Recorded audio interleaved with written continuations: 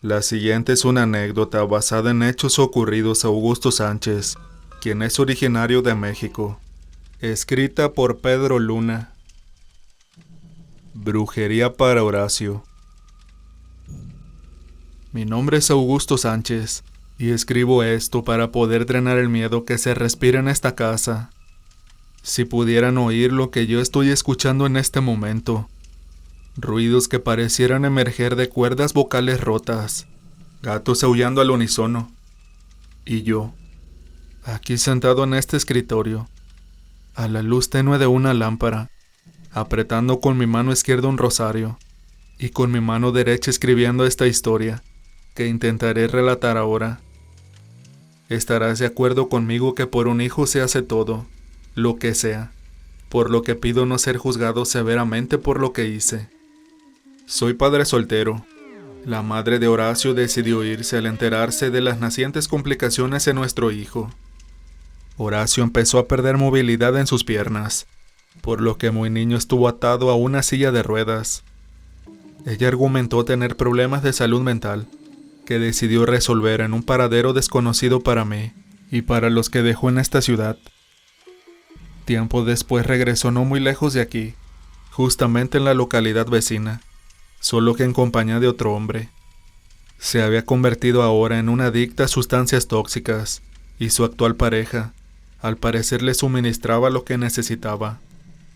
Evidentemente no le permití volver a tener contacto con mi hijo, y tampoco ella hizo mucho por buscarlo.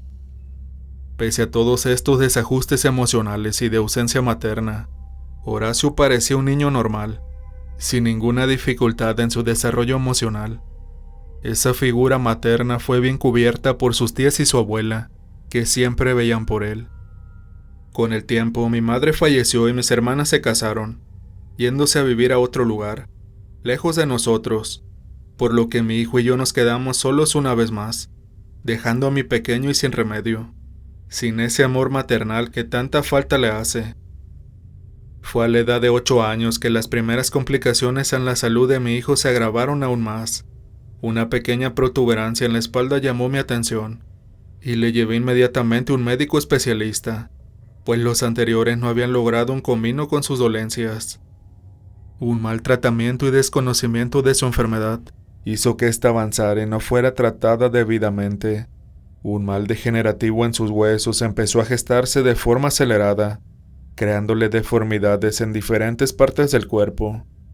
Primero fue su espalda, la cual encorvó y le ató a su cama, pues le era difícil inclusive estar sentado. Sus brazos y manos tuvieron un engarrotamiento, que no le permitía siquiera sostener utensilios de cocina para alimentarse. Algunos tumores empezaron a crecer en su cabeza, deformando sus facciones al grado de borrar su rostro infantil, por uno estirado e inexpresivo. Toda esta colección de afectaciones deterioró sus funciones motrices, al grado de no poder hacer nada sin mi ayuda. Solo estaba recostado en cama como un vegetal. Dejó de hablar por decisión propia, pues había perdido toda esperanza de vida. Me encontraba devastado y en la ruina económica. Ningún doctor por los que había gastado mis ingresos sirvió para nada. Nadie sabía qué clase de padecimiento tenía, o qué tratamiento podría llevar para intentar revertir su daño y salvar su vida. Una de mis hermanas, en una llamada telefónica, me mencionó recurrir a otros medios poco convencionales, que tal vez era momento de buscar en lugares lobregos y desesperados. Me mandó una suma de dinero generosa para cubrir los gastos en otro intento, pero esta vez, alejado de lo comúnmente realizable. Visitaría a un brujo. Le di muchas vueltas a la idea, pero no tenía más remedio que intentarlo. A cualquier costo quería recuperar la salud de mi hijo. No me importaba el medio, solo deseaba ver una pequeña mejoría. Mi misma hermana me recomendó un brujo que frecuentaba la familia de su esposo cuando vivían en esta ciudad. Tomé nota de la dirección y en cuanto cobré el préstamo de mi hermana, me dirigí a localizar el domicilio del nigromante. Conduje hasta las afueras de la ciudad, Al borde de la carretera había una desviación de terracería que llevaba a un pequeño predio, en donde se encontraba una casa en obra negra. Había una enorme reja en la que se podía leer en un cartel los horarios de atención. Esta misma herrería separaba la casa con el exterior. Afuera del portón principal de la reja, había una fila muy larga de personas esperando su turno para acceder con el brujo llamado Dago. Confieso que todo esto me parecía ridículo. Sentí que toda esta gente con sus necesidades y preocupaciones sería estafada junto conmigo. En silencio tomé mi lugar y esperé junto con Horacio, a quien llevaba en su silla de ruedas. Pasaron las horas y apenas avanzábamos. Pregunté tímidamente a la persona de enfrente, quien portaba una sonda nasogástrica, que qué clase de chamán brujo curandero era ese tal Dago. Su respuesta fue seca, acompañada de una mirada inquisidora. Dago trabaja con el obscuro para conseguir lo que queremos. No dije nada más, solo guardé silencio y bajé la mirada. Después de eso pareciera que la fila avanzó más rápido, pues el tiempo se esfumó y en un santiamén ya estábamos en el portón que da acceso a la casa en obra negra. Muy cerca y a través de la herrería, pude percatarme que había una figura de hierro en el patio. Era una especie de estatuilla en color negro, una forma femenina con 3 cabezas, 3 bocas y 6 ojos. Quedé absorto y en constante asombro de aquella horripilante figura. Un jaloneo sobre una de mis mangas rompió el trance en el que estaba. Un hombre de baja estatura y con el rostro cubierto con un pasamontaña me pidió que lo siguiera. Era mi turno para pasar con el brujo. Una vez adentro de la casa medio construir, el mismo sujeto del rostro cubierto nos sentó en un sillón cómodo y elegante que desencajaba con la pírrica y obscura habitación. De otro cuarto salió un hombre joven, el cual lucía en su cuello varios amuletos y joyería exótica. También era notorio en su mano izquierda un anillo enorme con el pentagrama tallado en relieve. El joven nigromante portaba una túnica a la cual se despojó y comenzó a hablar con voz gruesa y vieja. Bienvenidos. ¿En qué les puedo servir? Le expliqué con lujo de detalle el padecimiento de Horacio, a lo que el brujo escuchaba y asentía sin interrumpir una sola vez. Una vez que concluí, la voz añeja que salía del joven brujo acotó: lo que haremos será para poder salvar a su hijo, pues no vivirá más de 1 año de seguir con este padecimiento, por lo que ruego haga exactamente lo que yo le pida e indique. Le recuerdo que es la vida de su hijo la que está en juego, y no solo eso, sino su pronta recuperación. Acto seguido me pidió acostar a Horacio en el suelo, sobre una estrella de Salomón. En cada punta se encendió una vela. Este mismo fulgor alumbró un poco la habitación, la cual dejaba ver algunas otras estatuas como la que se encontraba en el patio. La figura más grande estaba en la punta superior de la estrella. Era el de una mujer hermosa. Su cabeza estaba adornada con una corona de picos y en su rostro se dibujaba una expresión serena. Dago comenzó el ritual. El hombre del pasamontaña le asistía. El brujo colocaba sus manos sobre mi vástago, al tiempo que pronunciaba palabras en un lenguaje desconocido. Pasó sus palmas por todas las deformidades de mi hijo, cerrando su ritual con una invocación que intentaré describir lo mejor que pueda. Dago mencionó el nombre de Berrine 6 veces.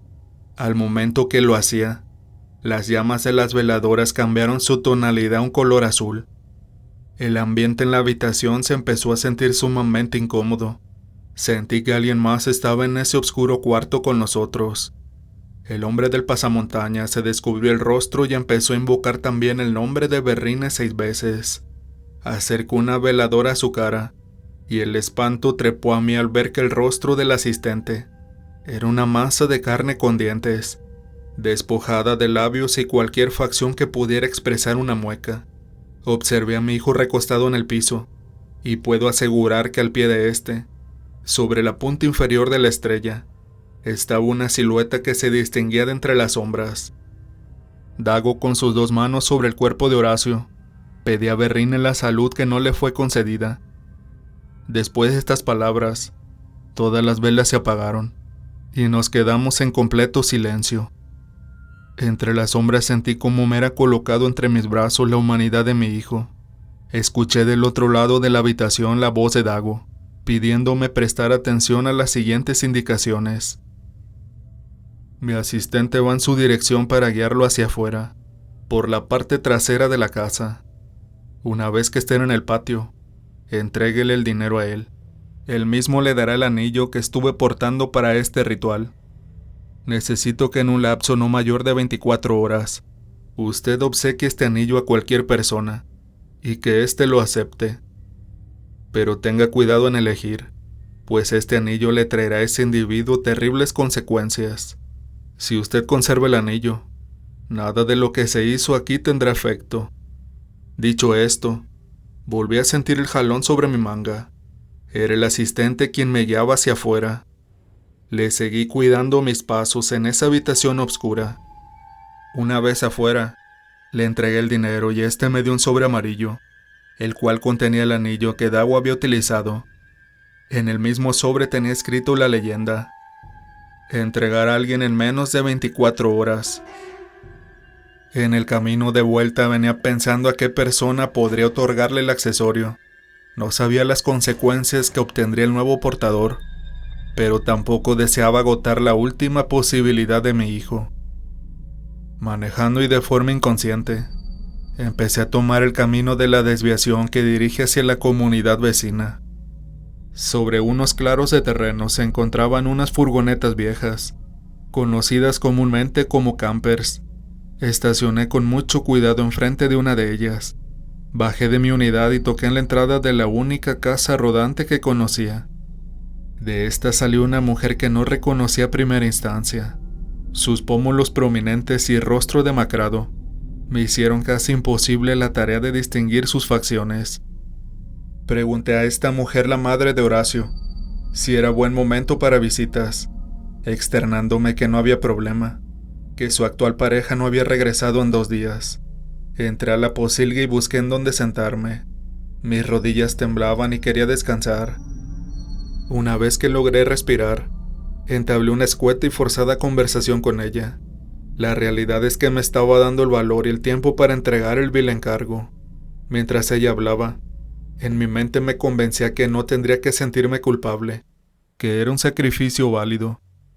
Llegó el punto en que no soporté más su aliento impregnado a cigarro y alcohol barato. Decidí cortar el diálogo cuando empezó a preguntar con insistencia por Horacio. Me solicitaba verle una vez más, a lo que yo solo respondía con evasivas. Para terminar pronto con la molesta visita, saqué de entre mis prendas el sobre que Dago me había dado. Por un momento dudé, pero dejé de pensar en falsos sentimentalismos y le dije: quiero darte un obsequio. Es de parte de Horacio. Salí del lugar sin voltear la mirada. Tenía náuseas y el estómago totalmente revuelto. La culpa que caía sobre mí ahora era fuerte. Subí al coche solo para observar que Horacio seguía durmiendo en la parte trasera. Antes de que la mamá de mi hijo saliera de su hogar, aceleré para no tener que verle más. Pero al cabo de algunos segundos, observé irremediablemente por el espejo retrovisor que ella venía en carrera desesperada tras el auto.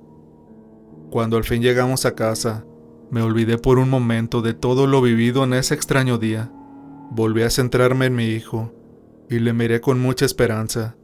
Este me devolvió una mirada que irradiaba paz, paz que hacía mucho tiempo no encontraba en sus ojos.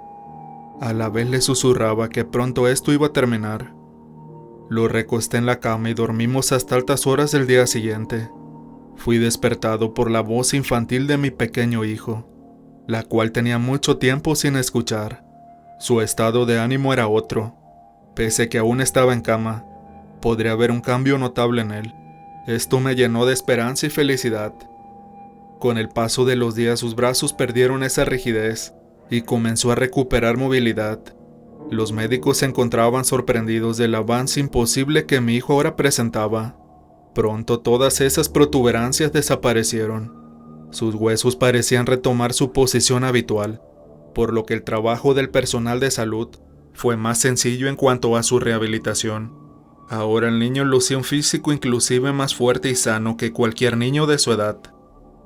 En el hospital hablaban de un milagro, pero la realidad era que todo esto era obra del mismísimo innombrable. En tiempo récord Horacio logró el reacomodo total de sus vértebras. Ese mismo día pudo salir por su propio pie del hospital. Por eso fue que todo el personal de salud detuvieron sus labores para aplaudir la última consulta de mi hijo en el hospital. Los doctores simplemente no supieron cómo mi hijo logró una rehabilitación que normalmente tomaría años, en un par de meses tan solo. Sí, es correcto. No podría estar más contento con la rápida recuperación de Horacio, pero había algo malsano que se empezó a gestar en nuestro hogar. En casa se comenzó a sentir un ambiente pesado que no podía explicar con claridad, pues una fuerte presión en el pecho se hace presente cada que pongo un pie en nuestra vivienda. Empecé a temer a la noche, pues era cuando la sensación de incomodidad se acrecentaba. Comencé a ser despertado por las risas de Horacio en la madrugada. Me asomaba a su cuarto y me percataba que apenas se había metido bajo las sábanas, fingiendo estar dormido. Cerraba la puerta, pero me quedaba ahí, en la entrada, con la oreja pegada, intentando descubrir qué sucedía, para luego escucharlo decir en voz baja: «Sigue ahí en la puerta». Cada mañana la casa amanecía con un total desastre, todo revuelto, como si alguien entrara a revolotear las cosas. Un olor nauseabundo a podredumbre inundó cada rincón de nuestro hogar. Crujidos extraños en las paredes y cristales se hacían presentes durante el día, así como un constante siseo que me impedía dormir por la noche. Al único que no parecía afectarle todo esto era Horacio, quien aparentaba ser un niño feliz y sin problema alguno. En más de una ocasión cuestioné a mi hijo por las risas a altas horas de la noche. Quería saber con quién hablaba, a lo que él respondía con una sonrisa traviesa, volteando a ver de reojo su vieja silla de ruedas.